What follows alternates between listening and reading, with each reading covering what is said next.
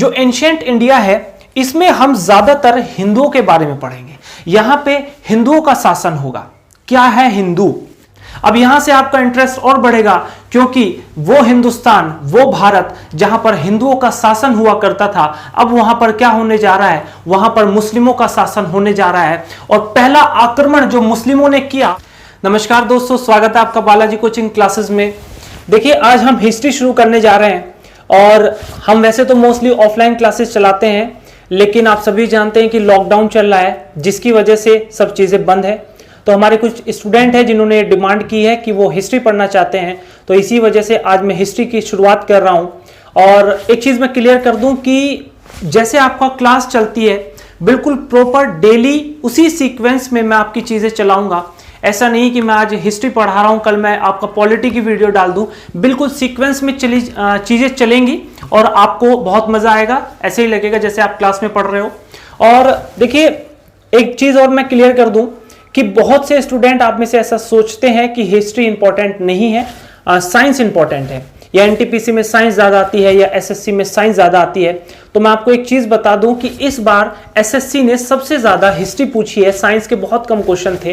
तो इसीलिए आपको हर एक चीज पढ़नी पड़ेगी, सब चीजें इंपॉर्टेंट है। ऐसा नहीं है कि आप एक पोर्शन पढ़ लेंगे या दूसरी जीके में दूसरी चीजें छोड़ देंगे।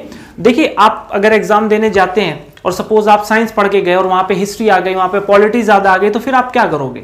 आप उनसे ये थोड़ी क्वेश्चन करोगे कि भाई हम तो साइंस पढ़ के आए थे और आपने हिस्ट्री क्यों दे दी एग्जाम में। तो इसीलिए आपको सभी चीजें आपके लिए इंपॉर्टेंट है और सभी चीजें आपको पढ़नी है।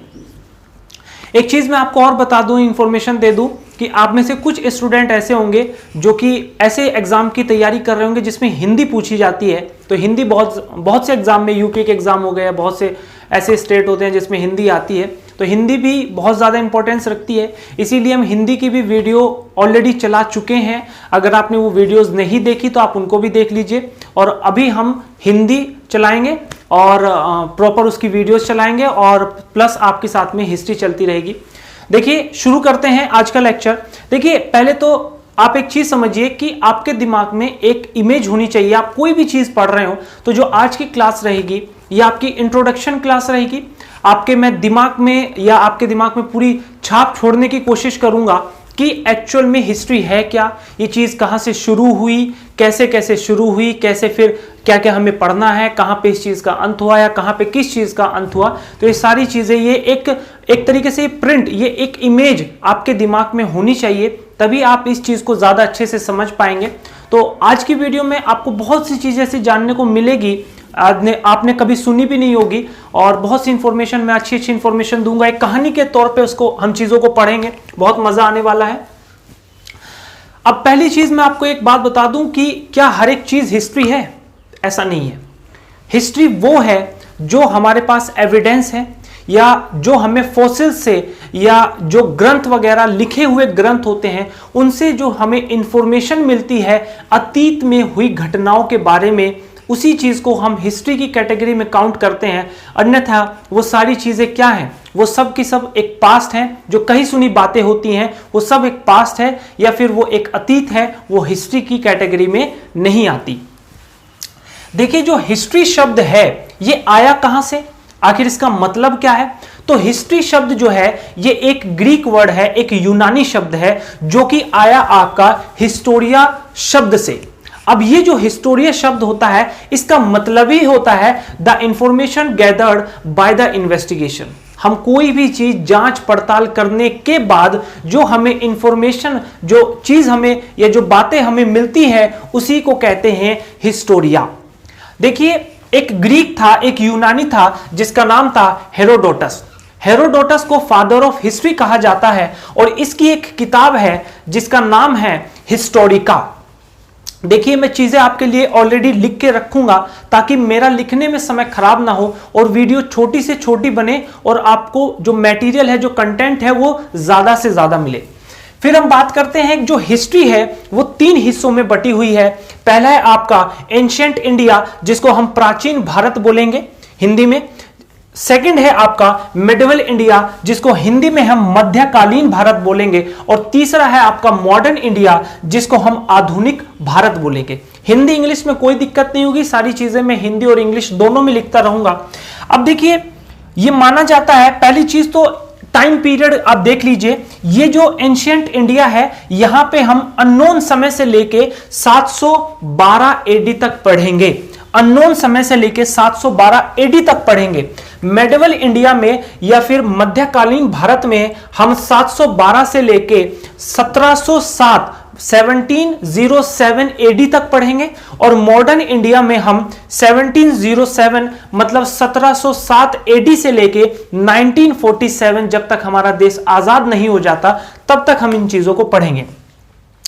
देखिए, जो एंशिएंट इंडिया है इसमें हम ज्यादातर हिंदुओं के बारे में पढ़ेंगे, यहां पे हिंदुओं का शासन होगा। क्या है हिंदू? देखिए, हिंदू वो है जो फॉलो करता है सनातन धर्म को, जो सनातन धर्म को मानता है वो ही हिंदू है। मिडिवल इंडिया में हम मुस्लिम रूलर्स के बारे में पढ़ेंगे, और मॉडर्न इंडिया में हम पढ़ेंगे कि यहां पे मुस्लिम जो रूलर्स थे, यहां पे जो रूल कर रहे थे मुस्लिम, उनका अंत होगा कंप्लीट पूरी तरीके से, और यहां पे उद्गम होगा, राइज होगी ईस्ट इंडिया कंपनी, यूरोपियंस आएंगे। देखिए, यहां पे कुछ चीजें आपको दिख रही होंगी, एडी बीसी। ये एडी बीसी होता क्या है, आप में से बहुत से लोग कंफ्यूज रहते हैं, तो इस चीज को भी मैं क्लियर कर देता हूं। भाई मानो कि ये जो समय है ये बर्थ ऑफ जीसस क्रिस्ट का समय है, जो जीसस है तो उसका जो बर्थ है उससे पहले का जो समय होता है उसको बोलते हैं बीसी, मतलब बिफोर क्रिस्ट। उसके बाद का जो उसके जन्म के बाद का समय है उसको बोलते हैं एडी। उसको एडी की फुल फॉर्म होती है एनो डोमिनी, मतलब जीसस के जन्म से पहले बीसी और जीसस के जन्म के बाद क्या है आपका एडी है। तो आप इसका एक स्क्रीनशॉट ले लीजिए। अब हम सीक्वेंस से बात करेंगे कि हिस्ट्री क्या है, और उसमें फिर हम सबसे पहले बात करेंगे कि एंशिएंट इंडिया, मिडिवल इंडिया और मॉडर्न इंडिया। अब इन तीनों बातों को हम अलग अलग पढ़ेंगे, और मैं कोशिश करूंगा कि आपको बिल्कुल सरल से सरल भाषा में चीजें समझाने की कोशिश करूं, और आपको बिल्कुल ये चीजें एक आपके दिमाग में बिल्कुल इमेज हो जाए कि ये चीजें है क्या, चलेंगी कैसे, क्योंकि इनको समझने से पहले आपके दिमाग में एक इमेज इनकी होनी चाहिए। तो आप इसका स्क्रीनशॉट ले लीजिए। चलिए दोस्तों, बातों को आगे बढ़ाते हैं। मैंने अभी आपसे बताया कि हम अलग अलग पढ़ेंगे, पहले हम एंशिएंट इंडिया के बारे में पढ़ेंगे, फिर मिडिवल इंडिया के बारे में, और फिर मॉडर्न इंडिया के बारे में पढ़ेंगे। अगर हम बात करें एंशिएंट इंडिया की, ये जो समय है ये अननोन से लेके 712 एडी तक रहेगा, जो प्राचीन भारत जिसको हिंदी में हम बोलेंगे। और ये भी डिवाइड हो जाता है 3 पार्ट में। पहला पार्ट है आपका प्री हिस्टोरिक पीरियड, जिसको हिंदी में बोलते हैं प्रागैतिहासिक काल। अगला है आपका प्रोटो हिस्टोरिक पीरियड, जिसको हिंदी में बोलते हैं आद्य ऐतिहासिक काल। और थर्ड वाला है आपका हिस्टोरिक पीरियड, जिसको हिंदी में बोलेंगे ऐतिहासिक काल। अब अगर मैं इसकी बात करूं, आखिर ये चीजें बांटी क्यों, क्या जरूरत पड़ी हमें एंशिएंट इंडिया को भी इस तरीके से बांटने में? देखिए, अगर मैं बात करूं प्री हिस्टोरिक पीरियड की, यहां से हमें क्या मिले, यहां से हमें सिर्फ और सिर्फ फॉसिल्स मिले, सिर्फ हमें अवशेष मिले। यहां से हमें लिखित में कोई ग्रंथ या लिखित में कोई चीजें नहीं मिली जिससे हमें यहां के बारे में कुछ पता चल सके, इसीलिए यहां से हमें सिर्फ फॉसिल्स मिले। और ये बातें हम जहां से फॉसिल्स मिले इस कैटेगरी को हम पढ़ेंगे प्री हिस्टोरिक पीरियड में। प्रोटो हिस्टोरिक पीरियड जो है, यहां से हमें फॉसिल्स भी मिले और यहां से हमें एविडेंस भी मिले, लिखित में भी चीजें मिली, रिटर्न में भी मिली, लेकिन मेरे दोस्तों हम इनको पढ़ने में सक्षम नहीं थे या नहीं हम इनको पढ़ पाए इन भाषाओं को। इसीलिए ये जो काल रहेगा, ये जो पीरियड रहेगा, ये होगा प्रोटो हिस्टोरिक पीरियड। और इसके बाद जो तीसरा आता है हिस्टोरिक पीरियड, इसमें हमें फॉसिल्स भी मिले और इसमें हमें रिटर्न जो एविडेंस, जो सबूत थे या जो लिखी हुई चीजें थी वो भी मिली और हम उनको पढ़ भी पाए। तो ये जो कैटेगरी आएगी ये आएगी हिस्टोरिक पीरियड में। अगर मैं बात करूं प्री हिस्टोरिक पीरियड की, तो ये प्री हिस्टोरिक पीरियड फिर आपका 2 हिस्सों में बटेगा। पहला है आपका स्टोन एज, जिसको हिंदी में बोलेंगे पाषाण युग, और दूसरा है आपका कॉपर एज, जिसको बोलेंगे ताम युग। ये आखिर ऐसा क्यों बोला गया? देखिए, स्टोन एज, यहां पे जो मानव था वो मानव नहीं था, वो क्या था? वो आदि मानव था। ठीक है जी। और जिसकी वजह से यहां पे सिर्फ वो पत्थरों की ही उसने खोज की थी, पत्थरों के ही वो औजार बनाता था, उन्हीं का वो इस्तेमाल करता था, इसीलिए ये स्टोन एज कहलाएगा। और फिर आगे चल के वो सबसे पहला एलिमेंट बनाएगा, वो क्या है, वो है आपका कॉपर। ठीक है जी। देखिए अब अगर हम बात करें स्टोन एज, जिसको पाषाण युग है, यह भी आपका 3 हिस्सों में बटेगा। पहला है आपका पैलियोलिथिक पीरियड, जिसको हिंदी में बोलेंगे पूरा पाषाण काल। दूसरा है ये जो समय चलेगा पूरा पाषाण काल का, ये चलेगा अननोन से लेके 8000 बीसी तक। 8000 बीसी एडी मैं आपको पहले भी बता चुका हूं। बीसी का मतलब ईसा मसीह के जन्म से पहले और एडी का मतलब ईसा मसीह के जन्म के बाद। ठीक है जी। मतलब 8000 बीसी का मतलब आप समझ रहे हैं 8000 साल बाकी हैं ईसा मसीह के जन्म को। ठीक है जी। उसके बाद जो सेकंड कैटेगरी आएगी वो आएगी मेसोलिथिक पीरियड, जिसको हिंदी में बोलेंगे मध्य पाषाण काल। और ये जो समय रहेगा वो रहेगा 8000 बीसी से लेके 4000 बीसी तक। ठीक है जी। उसके बाद थर्ड रहेगा आपका नियोलिथिक पीरियड, जिसको हिंदी में बोलेंगे नव पाषाण काल। और यह समय रहेगा 4000 बीसी से लेके 2500 बीसी तक। 2500 का मतलब अभी 2500 साल हैं ईसा मसीह के जन्म को।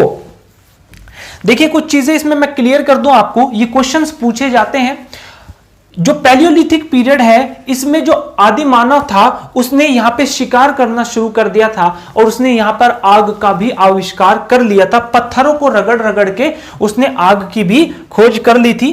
अगर हम बात करें मध्य पाषाण या मेसोलिथिक पीरियड में, यहां पे ये थोड़ा सा और बढ़ा आगे और यहां पे इसने पशुपालन भी करना शुरू कर दिया। और उसके बाद नियोलिथिक पीरियड, जिसको नव पाषाण काल बोलेंगे, यहां पे इसने पशुपालन के साथ साथ एग्रीकल्चर खेती करना भी शुरू कर दिया।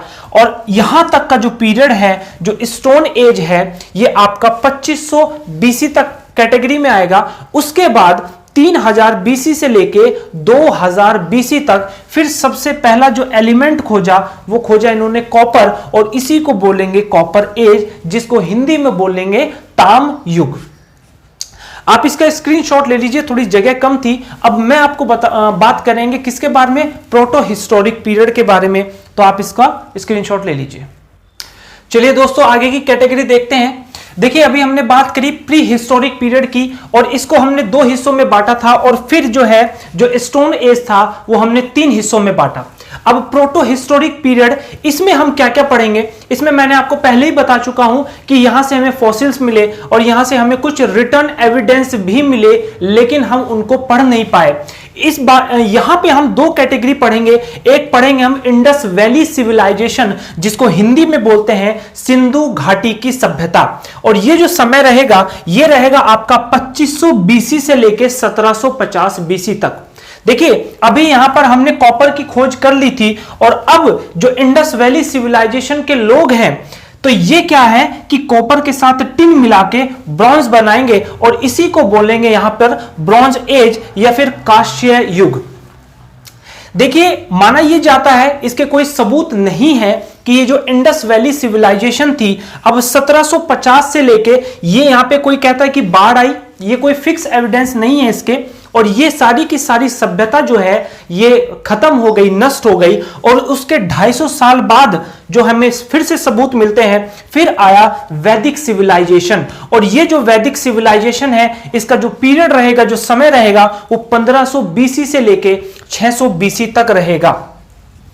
इस वैदिक सिविलाइजेशन में हम क्या क्या पढ़ेंगे, ये आर्यंस आएंगे यहां पर, और फिर इसमें हमें जो है ऋग्वेद, सामवेद, यजुर्वेद और अथर्ववेद, ये वैदिक सिविलाइजेशन में ही हम इन चीजों को पढ़ेंगे। तो अब आप इसका स्क्रीनशॉट ले लीजिए, प्रॉपर तरीके से आप नोट्स बनाइए, ताकि देखिए जब भी आप रिवीजन करो तो एटलीस्ट आपके पास ऐसे नोट्स होने चाहिए कि आप उनको पढ़ो, उनको देखो, तो आपकी चीजें तुरंत रिकॉल हो जाए, आपके तुरंत दिमाग में आए। तो आप इसका स्क्रीनशॉट लीजिए, और फिर हम बात करते हैं हिस्टोरिक पीरियड में हम क्या क्या पढ़ेंगे। चलिए दोस्तों बातों को आगे बढ़ाते हैं। देखिए अगर मैं बात करूं हिस्टोरिक पीरियड की, तो मैंने आपको बताया कि यहां पे हमें फॉसिल्स मिले और यहां पे हमें रिटर्न एविडेंस भी मिले, जिनको हम पढ़ने में सक्षम रहे, जिनको हम सही से पढ़ पाए। देखिए यहां पर जो है आयरन की खोज हुई, जिस वजह से इस काल को, इस पीरियड को आयरन एज या फिर लोह युग के नाम से भी जाना जाता है। आयरन जैसे ही आया तो काफी चीजें डेवलप हो गई, बहुत सी चीजें बदल गई। आप जानते हैं अभी तक जो कृषि हो रही थी या जो एग्रीकल्चर हो रही थी, उसमें जो औजारों का इस्तेमाल हो रहा था वो लकड़ी के थे, लेकिन अब चीजें आयरन की बनने लगी, लोहे की बनने लगी। तो आप जानते हैं कि लोहे की जो चीजें होंगी वो ज्यादा बेहतर होंगी उनसे। अब देखिए इसमें हमें पढ़ना क्या क्या है, मैं आपको एक ब्रीफ इंट्रोडक्शन दे दूं। यहां हम पढ़ेंगे जैनिज्म के बारे में, बुद्धिज्म के बारे में, 16 महाजनपदों के बारे में पढ़ेंगे। 16 महाजनपद ये एक तरीके से 16 स्टेट हैं इंडिया के उस टाइम के, ठीक है जी। तो 16 महाजनपद में सबसे जो एक तरीके से सक्सेसफुल स्टेट रहेगा, जो जनपद रहेगा, वो रहेगा आपका मगध। अब मगध में बहुत से लोग शासन करेंगे, बहुत से राजा बनेंगे, और यहीं पे पढ़ेंगे हम, कुछ वंश आएंगे, कुछ डायनास्टी आएंगी। और पहला रहेगा हर्यक डायनास्टी या फिर हर्यक वंश, और इसके संस्थापक है बिंदुसार। सेकंड आएगा फिर शिशुनाग वंश, जिसके संस्थापक है शिशुनाग। फिर नंद वंश, महापद्मनंद, और मौर्य वंश चंद्रगुप्त मौर्य, और गुप्त काल आएगा और श्रीगुप्त। बाकी थोड़े बहुत छोटे छोटे वंश और भी आएंगे, डायनास्टी और भी आएंगे, उनकी भी बात करेंगे। लेकिन यहां मैं आपको एक इंट्रोडक्शन दे रहा हूं। देखिए ये जो 4-5 लाइनें लिखी है ना, ये बहुत ही इंपॉर्टेंट है, क्योंकि एसएससी ने इस बार डायरेक्ट क्वेश्चन पूछा था कि गुप्त काल का जो संस्थापक है, ये सब फाउंडर्स के मैंने नाम लिखे हैं यहां पे, ये सब मैंने फाउंडर्स के नाम लिखे हैं कि किसने इस साम्राज्य को खड़ा किया था। तो इस बार एसएससी ने डायरेक्ट क्वेश्चन पूछा था कि गुप्त काल का जो फाउंडर है वो कौन था। तो ये बहुत इंपॉर्टेंट है, तो आप इसका भी स्क्रीनशॉट ले लीजिए। अब बात करते हैं मेडिवल इंडिया के बारे में। चलिए दोस्तों बातों को आगे बढ़ाते हैं, और अब हम पढ़ेंगे मेडिवल इंडिया, जिसका टाइम पीरियड रहेगा 712 एडी से लेकर 1707 एडी तक। अब यहां से आपका इंटरेस्ट और बढ़ेगा, क्योंकि वो हिंदुस्तान, वो भारत जहां पर हिंदुओं का शासन हुआ करता था, अब वहां पर क्या होने जा रहा है, वहां पर मुस्लिमों का शासन होने जा रहा है। और पहला आक्रमण जो मुस्लिमों ने किया वो किसने किया? अरबों का पहला आक्रमण हुआ 712 एडी में। और ये आक्रमण किसने किया? ये किया मोहम्मद बिन कासिम। मोहम्मद बिन कासिम, इस शब्द को याद कर लीजिए, बहुत ही इंपॉर्टेंट है। ये मुस्लिमों का प्रचार करने भारत में आया था, और 712 से लेकर 714 तक इसने सिंध पर राज किया, और इसने एक टैक्स लगाया जिसका नाम था जजिया टैक्स। ये टैक्स बहुत ज्यादा पेपर में क्वेश्चंस पूछा जाता है कि जजिया कर सबसे पहले किस मुस्लिम ने लगाया था, तो वो था मोहम्मद बिन कासिम। और ये जो टैक्स था ये किसको देना होता था? ये नॉन मुस्लिम्स को देना होता था, जो मुसलमान नहीं थे या जो काफिर थे, ये उन लोगों को देना होता था। अगर मैं बात करूं तुर्क आक्रमण की, तो दो आए जिनका नाम था महमूद गजनवी। महमूद गजनवी के बारे में आप काफी दिन से सुन रहे होंगे। इसने 17 बार सोमनाथ मंदिर जो कि गुजरात में है उसको लूटा, और बार बार उसको डिस्ट्रॉय भी कर देता था। और दूसरा जो था उसका नाम था मोहम्मद गौरी। मोहम्मद गौरी अपने साथ बहुत से गुलाम लेकर आया, और इसने क्या किया? इसने 16 बार पृथ्वीराज पर क्या किया? पृथ्वीराज चौहान पर 16 बार इसने उन पर आक्रमण किया, और उन्होंने बार बार इसको हराकर 16 बार इसको छोड़ दिया। लेकिन 7वीं बार 1191 में एक युद्ध हुआ जो कि कहा जाता है कि first battle of Tarain. Tarain का पहला युद्ध कब हुआ? 1191 में। और इसने 7वीं बार अब गौरी किस पे? पृथ्वीराज चौहान पे हमला करने जा रहा था। और पृथ्वीराज चौहान जो कि चौहान साम्राज्य का, जो कि चौहान डायनास्टी का क्या था, ये राजा था उस टाइम का, बहुत ही एक तरीके से बहुत ही योग्य राजा था। और इसने गौरी को फिर से हराया, और बैटल ऑफ तराइन के पहले युद्ध में फिर गौरी हारा, और इसने 1 साल बाद फिर आक्रमण किया। फिर 1192 में सेकंड बैटल ऑफ तराइन हुआ, और फिर गौरी और किसके बीच में? पृथ्वीराज चौहान के बीच में हुआ। और इस बार पृथ्वीराज नहीं, इस बार कौन जीता? इस बार गौरी जीता। और गौरी ने, ये कहा जाता है या इसके कोई ज्यादा सबूत नहीं है, कि पृथ्वीराज चौहान को इसने तुरंत क्या किया? बंदी बना लिया और मरवा दिया। अब आप इसका एक स्क्रीनशॉट लीजिए, फिर मैं आपको बताता हूं कि आखिर ये मुस्लिम जो आए ये कहां से पैदा हुए, और इन मुस्लिमों के बारे में भी कुछ बात करते हैं कि कहां से इनका उद्गम हुआ। चलिए दोस्तों, बातों को आगे बढ़ाते हैं। और मैंने आपसे अभी बताया कि मेडिवल इंडिया में हम सबसे ज्यादा क्या पढ़ेंगे, हम सबसे ज्यादा मुस्लिम्स के बारे में पढ़ेंगे। तो क्यों ना हम इन मुस्लिम्स के बारे में भी थोड़ा और जान लेते हैं, ये इस्लाम धर्म आया कहां से। अगर मैं बात करूं इस्लाम धर्म की, तो इसके फाउंडर थे, उनका नाम था हजरत मोहम्मद साहब। तो हजरत मोहम्मद साहब वो आदमी थे जिन्होंने इस्लाम धर्म को खड़ा किया, और जिनका जन्म हुआ, जिनका बर्थ हुआ 570 एडी में, जो कि कहां पर हुआ, मक्का में। और ये मक्का कहां पर है, ये आपका सऊदी अरेबिया में है। उसके बाद अगर हम बात करें एनलाइटमेंट की, जिसको हिंदी में बोलते हैं ज्ञान की प्राप्ति, तो इनको ज्ञान की प्राप्ति कब हुई, इनको 610 में ज्ञान की प्राप्ति हुई। ये एक गुफा में गए थे, जिस गुफा का नाम था हीरा गुफा। ये उस गुफा में गए थे, और वहां पर जब ये बाहर निकले, बहुत दिन तक इन्होंने मेडिटेशन किया। उसके बाद ये बाहर निकले और इनके हाथ में थी एक कुरान, और उस कुरान को इन्होंने लोगों से कहा कि अल्लाह का एक दूत आया था और उसने मेरे हाथ में एक कुरान रख के गया है, और उसने कहा है कि मैं इस्लाम धर्म का प्रचार करूं। मैं बिल्कुल सही कह रहा हूं, मेरी हर एक बात सत्य है। जो लोग मुझ पे यकीन करेंगे वो इस्लाम धर्म को कबूल कर लीजिए। तो जिन लोगों ने इस बात पे कुछ बिना सोचे समझे यकीन कर लिया, वो ही बने मुस्लिम्स। अगर मैं बात करूं इनकी डेथ की, तो 622 में ये शिफ्ट कर गए मक्का से मदीना। मक्का से मदीना जो लोग जाते हैं, उसी जर्नी को बोलते हैं हिजारत। फिर इनकी मृत्यु हो गई, और इनकी मृत्यु के बाद इनकी मृत्यु भी कहां पे हुई, मदीना में ही हुई। उसके बाद इनका एक उत्तराधिकारी भी बनना था, तो बनना चाहिए था, या सबसे ज्यादा पॉसिबिलिटी थी बनने की अली की, क्योंकि ये जो अली था ये इनका पहला शिष्य भी था, और ये इनका सन इन लॉ भी था, इनका दामाद भी था। और अगर मैं बात करूं इनके उत्तराधिकारी को, तो इनके उत्तराधिकारी जो होते थे उनको बोला जाता था खलीफा। तो ये आपके 4 उत्तराधिकारी इनके सामने आए। सबसे पहला जो बना, सामने तो नाम आए, लेकिन बना कौन, बनना अली को चाहिए था, लेकिन बन कौन गया, अबू बकर। अबू बकर वो आदमी था जो इनका पहला उत्तराधिकारी बना, और जिसने खलीफा की एक तरीके से खलीफा कहलाया। उसके बाद सेकंड बना उमर, तीसरा बना उस्मान, और चौथा बना अली।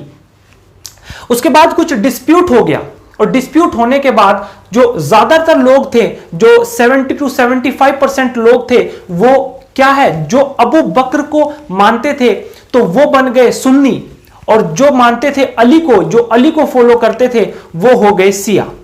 अब ये जो सुन्नी और सिया थे, यहीं पे क्या हुआ कि एक ऐसा विवाद हो गया आगे चल के कि ये एक दूसरे के खून के प्यासे हो गए।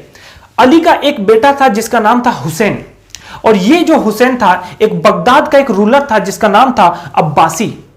जो बगदाद का रूलर था अब्बासी, उसने कहा कि मुझे हुसैन को मेरे पास भेजो, मुझे उससे कुछ बात करनी है। तो जो सिया की जो कम्युनिटी के लोग थे, उन्होंने हुसैन को दबाव दिया कि आप जाओ बगदाद और जाके अब्बासी से बात करो। और ये जैसे ही हुसैन वहां पे गए, बगदाद गए, तो इनकी हत्या कर दी गई, जिस बात से सुन्नी चिढ़ गए।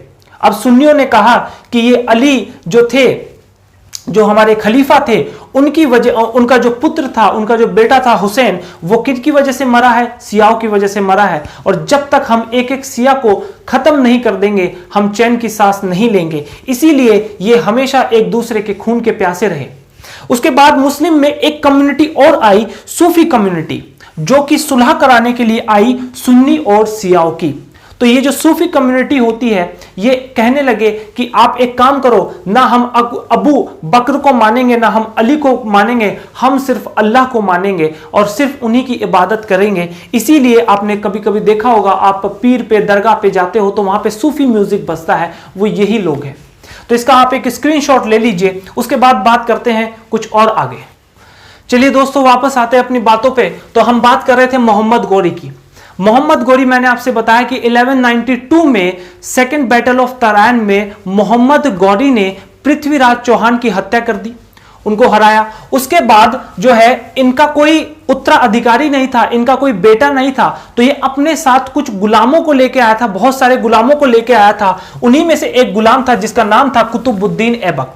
और 1206 में ये फर्स्ट मुस्लिम वंश की स्थापना की इसने भारत में। पहला मुस्लिम वंश भारत में किसने खड़ा किया? तो उसका नाम था कुतुबुद्दीन ऐबक, और यह क्वेश्चन बार बार पूछा जाता है। उसके बाद मेडिवल इंडिया को हम दो हिस्सों में पढ़ेंगे, एक इधर से दिल्ली सल्तनत और एक इधर से मुगल सल्तनत। अगर मैं बात करूं दिल्ली सल्तनत की, तो दिल्ली सल्तनत का जो पीरियड रहेगा, जो समय रहेगी, जो अवधि रहेगी, वो 1206 से लेके 1526 एडी तक रहेगी। और 1526 का मतलब समझ रहे हैं आप, फर्स्ट बैटल ऑफ पानीपत, और यहीं पे एंट्री होगी बाबर की, और बाबर की एंट्री होते ही ये बन जाएगा क्या? मुगल वंश। अगर मैं बात करूं दिल्ली सल्तनत की, जो यहां पे सुल्तान होंगे, यहां पे अब राजा नहीं कहलाएंगे, यहां पे क्या कहलाएंगे? अब यहां पे सुल्तान कहलाएंगे। जो यहां पे राज करेंगे वो सुल्तान कहलाएंगे। और यहां पे कुछ वंश की बात होगी, तो पहला वंश रहेगा आपका गुलाम वंश। गुलाम वंश ही क्यों? क्योंकि मोहम्मद गोरी अपने साथ गुलामों को लेके आया था, और इसीलिए इसने कुतुबुद्दीन ऐबक यहां पे इनकी राजगद्दी संभाल रहा था, और ये गुलाम था, जिसकी वजह से इस वंश का नाम पड़ा गुलाम वंश। अगर बात करूं मैं खिलजी वंश की, तो खिलजी वंश का ये मैंने संस्थापक लिख रखे हैं, फाउंडर लिख रखे हैं कि किसने इस वंश को खड़ा किया, और इधर वंश के नाम लिख रखे हैं। तो आपका खिलजी वंश जो है ये जलालुद्दीन फिरोज खिलजी। उसके बाद तुगलक वंश गयासुद्दीन तुगलक, और सैयद वंश जो है खिज्र खां, और लोधी वंश जो है बहलोल लोधी। इसके बाद लास्ट मैंने आपके लिए यहां पे लिखा हुआ है इब्राहिम लोधी। इब्राहिम लोधी दिल्ली सल्तनत का सबसे लास्ट सुल्तान था। अब इसका युद्ध हुआ किसके साथ? 1526 में बाबर का युद्ध हुआ किसके साथ? इब्राहिम लोधी के साथ, और इसने इब्राहिम लोधी को हरा दिया, जिसकी वजह से अब यहां पे नींव डलने जा रही है किसकी? यहां पे आपकी मुगल वंश की नींव डलने जा रही है। और इसमें हम पढ़ेंगे बाबर के बारे में पढ़ेंगे। ये जो बाबर था ये तुर्की था, ये तुर्क का था, और बाबर, हुमायूं, अकबर, जहांगीर, शाहजहां, औरंगजेब, इन सब के बारे में यहां पढ़ेंगे। और यहां पे एक छोटा सा काल भी आएगा जो शेरशाह सूरी का काल होगा। उसके बाद यहां जो गुलाम वंश है, ये क्वेश्चन पूछा जाता है कि गुलाम वंश का सबसे लास्ट रूलर कौन था? तो उसका नाम था बहादुर शाह द्वितीय, या फिर इसको बहादुर शाह जफर भी कहा जाता है। यह क्वेश्चन कई बार पेपर में पूछा गया है, तो आप इसका भी स्क्रीनशॉट ले लीजिए। अब आखिरी बचा क्या? आपका मॉडर्न इंडिया। अब हम बात करेंगे मॉडर्न इंडिया के बारे में। तो दोस्तों हम दो पार्ट पढ़ चुके हैं, एंशिएंट इंडिया और मेडिवल इंडिया। अब हम बात करेंगे तीसरे पार्ट की, जो है मॉडर्न इंडिया। इसको हम हिंदी में आधुनिक भारत के नाम से जानते हैं, और 1707 एडी से लेके 1947 एडी तक, जब तक हमारा देश आजाद नहीं हो जाता, यहां पे इस पीरियड में क्या होगा? इस पीरियड में जो मुस्लिम रूलर्स हैं उनका खात्मा होगा, और यहां पे राइज करेगी कौन? East India company. अगर मैं बात करूं इस टाइम पीरियड की, तो 1707 एडी से लेके 1757 तक थोड़ी नॉर्मल चलेंगी चीजें, लेकिन उसके बाद यहां पे कुछ ऐसी चीजें होंगी। एक युद्ध होगा, battle of Plassey. Battle of Plassey 1757 बहुत इंपॉर्टेंट डेट है, याद रखिएगा, एग्जाम में डायरेक्ट पूछी जाती है। तो बैटल ऑफ प्लासी में क्या होगा? जो अंग्रेज है वो भारत में अपनी धीरे धीरे बहुत हुकूमत जमा लेंगे, और ये बहुत बड़े बड़े राजाओं को हराएंगे, और यहां पे अपना एस्टेब्लिश हो जाएंगे सही से। ये बात करेंगे जब हम तसल्ली से पढ़ेंगे मॉडर्न इंडिया के बारे में, वहीं पे बात करेंगे वो कौन से राजा थे या कैसे वो हारे। अगर यहां पे बताने लग जाऊंगा बात बहुत बड़ी हो जाएगी। उसके बाद बैटल ऑफ बक्सर, जो थोड़ी बहुत रही सही कसर थी, वो बैटल ऑफ बक्सर ने पूरी कर दी, जो कि 1764 में लड़ा गया। ध्यान रखिएगा दोनों तारीखें बहुत इंपॉर्टेंट है। उसके बाद यहां पे ब्रिटिश जो थे वो अपना पैर सही से जमा चुके थे। उसके बाद हमारा शोषण होता रहा 100 साल तक। उसके बाद 1757 से लेके 1857 तक हमारा शोषण होता रहा, और 1757 में पहला विद्रोह हुआ जो कि किया मंगल पांडे ने। इस विद्रोह में यहां पे पूरी तरीके से ब्रिटिश ने यह विद्रोह बहुत ही आसानी से हैंडल कर लिया, और यहां पर खात्मा हुआ किसका? पूरी तरीके से मुगल साम्राज्य का कंप्लीटली खात्मा हो गया। और जो पावर थी इस विद्रोह की वजह से, वो पावर ईस्ट इंडिया कंपनी से शिफ्ट कर दी गई। कहां पर? ब्रिटेन में, ब्रिटेन क्राउन में। जो वहां की रानी थी विक्टोरिया, अब वहीं से अपना यहां पे शासन चलाएगी। 1857 से लेके 1947 तक ये जो टाइम पीरियड रहेगा, ये रहेगा इंडियन नेशनल मूवमेंट, जिसको हिंदी में बोलेंगे भारतीय राष्ट्रीय आंदोलन। इसमें क्या होगा, इसमें बहुत सी चीजें होंगी, इसमें सुप्रीम कोर्ट भी बनेगी, इसमें आपकी रेल भी चलेगी, इसमें आपके टेलीग्राम वगैरह बहुत सी चीजें होंगी, इसमें 1885 में इंडियन नेशनल कांग्रेस भी आएगी, इसमें 1906 में मुस्लिम लीग भी आएगी, इसमें 1915 में फिर गांधी पहुंचेंगे, गांधी भारत आएंगे और 1920 से लेके 22 तक यहां पे नॉन कोऑपरेशन मूवमेंट भी होगा। 1919 में जलियांवाला बाग भी होगा, जलियांवाला बाग जो हत्याकांड हुआ था। 1925 में काकोरी कांड भी होगा। उसके बाद 1930 में सिविल डिसोबीडिएंट मूवमेंट होगा जो कि सॉल्ट सत्याग्रह के नाम से जाना जाता है। और 1942 में भारत छोड़ो आंदोलन भी होगा और 1947 तक जाते जाते भारत देश आजाद हो जाएगा। तो ये आपका पूरा का पूरा आज हिस्ट्री का इंट्रोडक्शन था। ये क्लास बहुत इंपॉर्टेंट थी। अगर आप यहां तक पहुंचे होंगे तो जाहिर सी बात है आपको इंटरेस्ट आया होगा और बहुत इंपॉर्टेंट है। और ये देखिए नया चैनल है, आप इसको अपने फ्रेंड्स के साथ शेयर कीजिए। अगर आप हमारे चैनल पे नए हैं तो उसको सब्सक्राइब कीजिए। ये आज हमारा फर्स्ट लेक्चर था। अब हम बात करेंगे नेक्स्ट लेक्चर में और शुरुआत करेंगे एंशिएंट इंडिया से। तो आज के लिए इतना ही। बहुत बहुत धन्यवाद।